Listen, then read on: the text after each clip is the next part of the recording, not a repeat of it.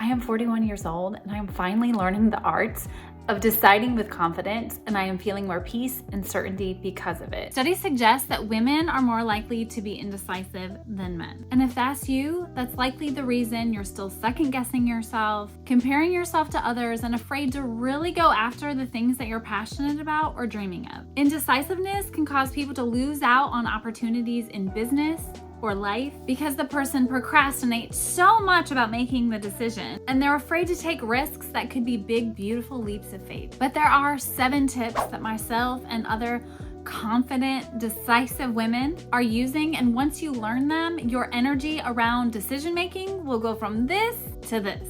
These are some of the same tips I used to decide that I was going to raise $25,000 in 30 days for anti-human trafficking nonprofit, achieve a top business goal, and decide I would marry my husband after knowing him for 10 days. Today, I'm sharing it with you because I'm on a mission to help women get out of their heads and flourish.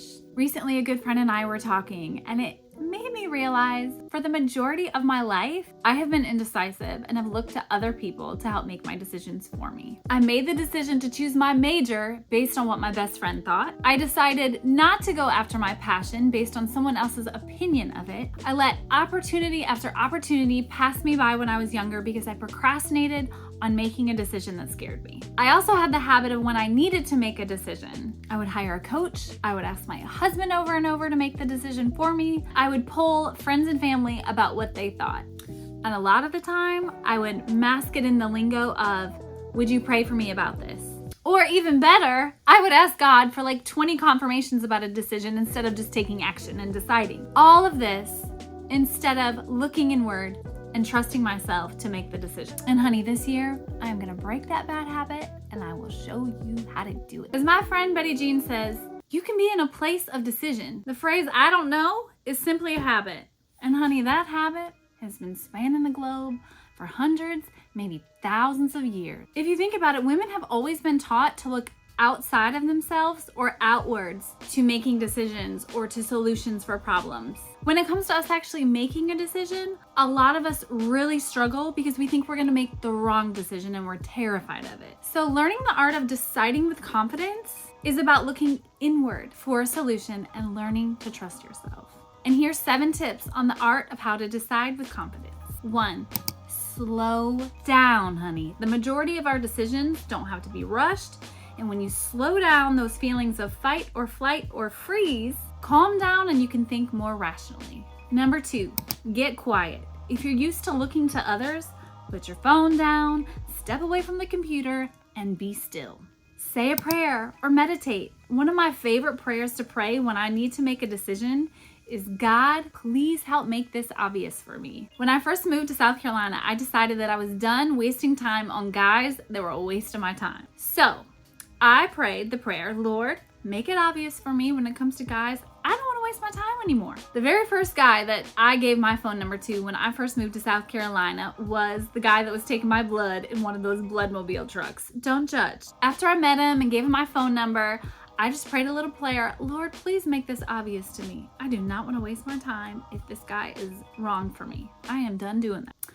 And wouldn't you know, the very first time he calls me before we talk about anything, he wants to let me know that, you know what, you seem like a good girl, but I wanted to give you a heads up. I'm living in my ex-girlfriend's apartment with her and our baby. All right, he made that obvious for me. Thank you. Next up, go with your peace. Learn to be self-aware and recognize the cues that your emotions and your body are giving you and showing you, because a lot of the times we feel peace more with one decision than another. 5, have a trusted friend or a spouse that you come to that is a good listener and is discerning in times like this is so valuable. 6, if you're feeling stuck or indecisive, journal about past decisions. What happened before you made the decision?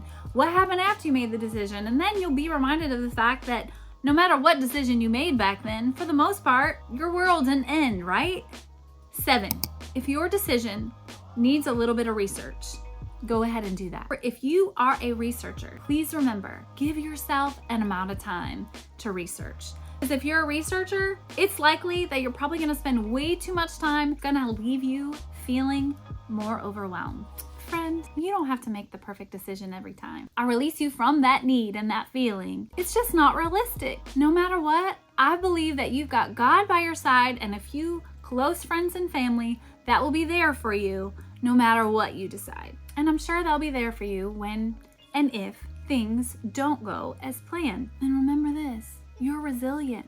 You can bounce back from decisions. I truly believe the people in life who thrive do so because they aren't afraid to mess up. They realize that life isn't perfect and they don't have to be either. Now, when you make a big decision to go after a goal or set an intention that excites you and lights you up, the best way to start your day is to put energy and faith behind that decision. So check out this video where I talk about how to start your day in a powerful way and how to do it. I would love to hear from you in the comments below. Feel free to tell me about a big decision you've made recently and tell me, did you look inward? All right, I'll see you next week.